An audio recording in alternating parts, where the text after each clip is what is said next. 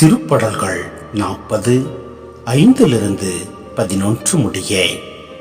ஆண்டவரே, எண்ணிருந்தவற்றை நீர் எமக்கென செய்துள்ளீர். உமக்கு நிகரானவர் எவரும் இல்ல.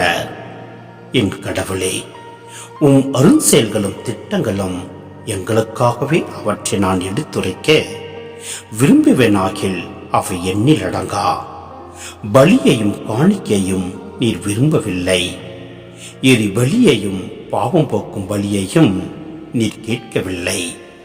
ஆனால் என் செவிகள் திறக்கும்படி செய்தி. எனவே இதோ வருகின்றேன்.